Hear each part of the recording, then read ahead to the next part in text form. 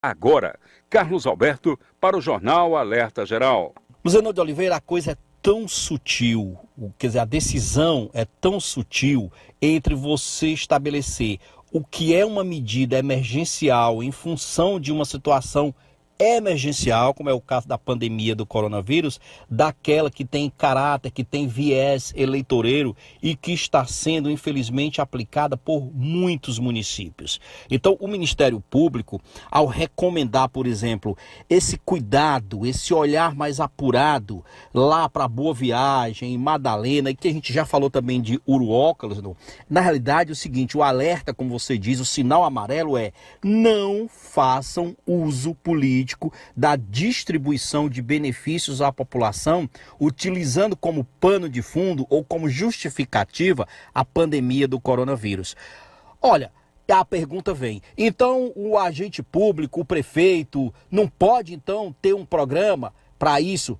Pode, se ele tiver decretado estado de calamidade pública, mas ele vai ter que fazer isso em parceria, inclusive, com o Ministério Público, comunicando exatamente que medidas vão ser adotadas, os critérios técnicos que estão sendo utilizados para fazer essa distribuição e principalmente o caráter impessoal da medida. Quando eu digo caráter impessoal, é o prefeito, o gestor, o secretário, seja ele qual for, não pode dar a dimensão política de que está tirando proveito político, fazendo promoção pessoal.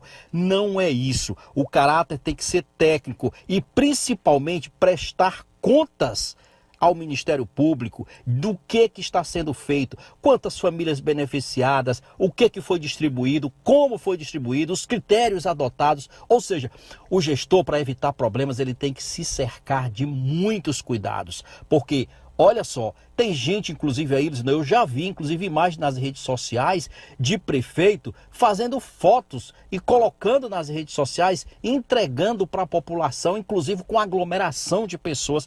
Não é assim o procedimento que tem que ser feito. Se o prefeito está fazendo tudo direitinho, inclusive, e permite a aglomeração de pessoas no entorno da distribuição de mercadorias, fazendo fotos, é óbvio que está caracterizado aí o viés político. O caso de Uruoca fica muito claro nesse sentido, quando ele cria um programa, praticamente um programa de renda mínima, só que fazendo a distribuição em espécie, em dinheiro. Qual foi o critério utilizado? Ou seja, essas contradições é que precisam ser muito bem esclarecidas e precisam principalmente deixar claro para a Justiça Eleitoral e para o Ministério Público Eleitoral, Luciano, de que não há o viés de promoção pessoal, de promoção política. Olha o que eu estou lhe dizendo.